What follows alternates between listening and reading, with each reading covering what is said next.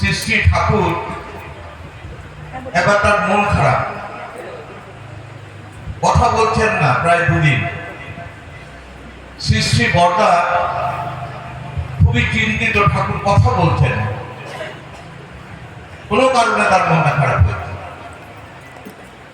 তখন আশ্রমে এত বড় আয়তনে এতটা বৃদ্ধি পায়নি, এত বাড়িঘর হয়। এবার মনমোহিনী ধাম, ওইখানেই কর্মীরা গুরু ভাইরা গিয়ে থাকতো। সেখানে লক্ষ্মী দত্তদা ছিল, মগরা মন্দির দিকে থাকতো। শ্রী শ্রী বর্দা খবর পাঠালেন, বললেন যে লক্ষ্মী, তোমার তো গলার জোর আছে, জোরে একটা কীর্তন হয়। এই খবরটা তাকে পাঠিয়ে দিলেন, বলতে বললেন। তখন ছোট লক্ষ্মীরা তার মুখ থেকে শোনা, তখন কীর্তন বললেন, হরি নাম নিয়ে যা, প্রেম নিয়ে যা, আয়নে নগরবাসী। এই কীর্তনটা যখন হচ্ছে, তখন শ্রী শ্রী ঠাকুর বললেন, কিটা কীর্তন করছে রে? শ্রী শ্রী বর্তমান আগে লক্ষ্মী। কোন লক্ষ্মী? আগে ওই মগরাতে থাকে লক্ষ্মী। এরকম করলেই তো পারে, এরকম করলেই তো পারে। ঠাকুরকে কিভাবে কথা বলানো যায়? যিনি ঠাকুরময় হয়ে থাকেন তিনি এটা করতে পারেন। শ্রী শ্রী ঠাকুরের যে দিব্য জীবন, তার যে ব্যক্তি, তার যে গভীরতা, একটি ব্যক্তি সত্তায় সমস্ত বৈশিষ্ট্যের পরিপূরণ হতে পারে, এটা ঠাকুরের সঙ্গে পরিচয় না হলে আমরা অনুভবই করতে পারতাম। তিনি সকলের জন্য এসেছেন, সবার পূরণ করেন যিনি, তারই মুখে বিধির বাণী। আমার ব্যক্তিগতভাবে যেটা মনে হয়, যেটা একমাত্র শ্রী শ্রী ঠাকুরের ক্ষেত্রেই হয়ে ওঠে, সকলের প্রতি শ্রদ্ধা রেখে। এবার আমাদের কাছে যেটা বড় প্রাপ্তি, সেটা হচ্ছে এই আচার্য পরম্পরা, তিনি যে লীলা করে চলেছেন। একটা কথা আছে যে সঙ্গ করতে করতে শ্রদ্ধা আসে, আর শ্রদ্ধা আসলে দৃষ্টি শুদ্ধ হয়, দৃষ্টি শুদ্ধ হলে নির্বিচারতা, তারপর আসে প্রেম, আর প্রেমের পরিণতি হচ্ছে আত্মসমর্পণ। তাহলে এই যে আমাকে শ্রী শ্রী বর্দাকর বললেন, সমর্পণ করা যায় না, সমর্পিত হতে হয়। যখন আমরা তাকে খুশি করি, আমরা চলতে চেষ্টা করি, তাকে খুশি করা মানে, আগে সব গান টানগুলো খুবই হতো যে আমরা মানুষ প্রয়োজন নররূপী নারায়ণ, আমাদের দরকার হচ্ছে একটা নররূপী নারায়ণ। অনেক আগে, একদম সবসময় যখন আমার প্রবেশ, তখন এই কীর্তনগুলো বড় বড় কীর্তন হতো।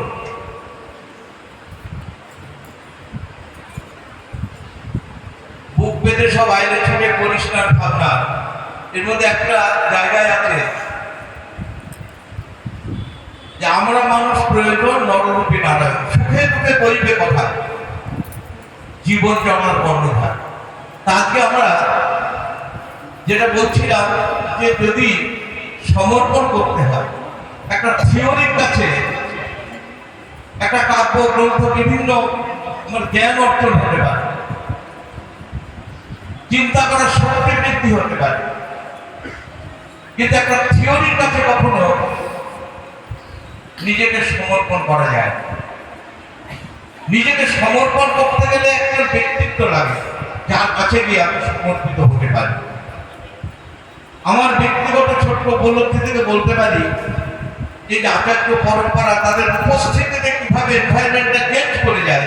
আমি একটা ছোট্ট ঘটনার কথা বলি, বাস্তব ঘটনা। আপনারা অনেকে বাংলাদেশে যেতে গেলে পেট্রাপোল বর্ডার দিয়ে অনেকে যান, গেদে বর্ডার দিয়েও যাওয়া যায়, কারণ বিভিন্ন ঝাঁকে ঘুরতে যাওয়া যায়।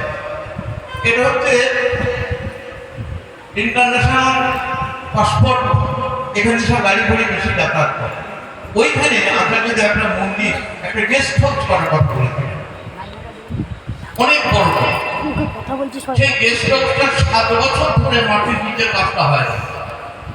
আমি একদিন বর্তমান আগে বললাম যে আপনি যদি একবার দয়া করে ঘুরে যান তাহলে খুব ভালো হয়।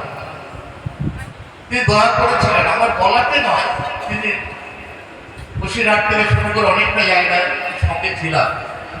তো যখন ওখানে আসলেন তিনি বিরাট পুরো মতো কষ্ট করা হয়েছে। নিচেটা ঢালাই করতে শুধু 175 কুইন্টাল রড লাগে। রাত্রির কাজ তো একটা দুটো ইট হলেও উঠে গেল, কিন্তু ঢালাই তো ভাবে হবে না। একজন জিজ্ঞেস করলেন এই কাজটা করতে কতদিন সময় লাগবে। ওখানে দাদা তাকে পেলে তো আমাদের একটা আবেগ তৈরি হয়, সেখানে বাস্তবতা কখন আছে জানেন। বলে আগে 1 বছর পর করে ফেলি, হিসাব করে বলছেন তো একজন লিখে রাখ 1 বছর পর নাকি করবে। আমি খুব কাছে ছিলাম, একেবারে পায়ের কাছে বসেছিলাম। নিজে আপনার মনে করছে কমপ্লিট করা তো দূরের কথা, একেবারে ছাপটা ঢালাই দিতে পারবে তো, শুধু গেস করে।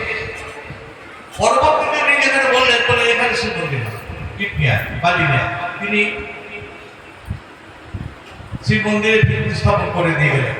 ওখানে একজন একটা হ্যান্ডিক্যাপ, লেখাপড়া জানে না, কথাও ভালো করে বলতে পারে না, বলে আপনি বলবেন। সে তো কাঁপতেই শুরু করেছে। কাছে আমি ছিলাম, আমাকে বললেন দিলীপ দা এই গোটা কাজটা আপনি সঙ্গে থাকবেন যতক্ষণ কাজটা কমপ্লিট না হয়। তার আদেশে আশীর্বাদ আমি প্রায় 7 বছর সেখানে দিন রাত অনেক ঘোরাঘুরি করেছি। আমি বলতে যাচ্ছি এই কারণে যে আমরা 7 বছর মধ্যে মাটির নিচের কাজটা করতে পারিনি। পরবর্তী 7 বছরে ওদিকে গেস্ট হাউসও হলো, এদিকে শ্রী মন্দিরও হলো, উদ্বোধন হলো। আমি আচার্যদেবের কাছে গিয়ে একেবারে নিরিবিলি, আমার আগে আমার একটা কথা মনে পড়ে, বলে কখনো কখনো তো একটা গল্প শুনতে চেয়েছে। আমি বললাম আমাদের রানাঘাট থেকে ভেতরে একটা অঞ্চল আছে, সেখানে এক দাদা 102 বছর বেঁচে ছিলেন, নামটা এই মুহূর্তে ভুলে যাচ্ছে, একটু মনে পড়ছিল না। যাই হোক, সে দীক্ষা গ্রহণ করেছে, একানা করে ইষ্টবিধি করে। তো সেদিন আর ইষ্টবিধির পয়সায় জোয়ার হয়। তার বড় ভাই এসে বলছে খেতে চেয়েছে, ভাই খাচ্ছে না কেন, না তার ইষ্টবিধি করা হয়।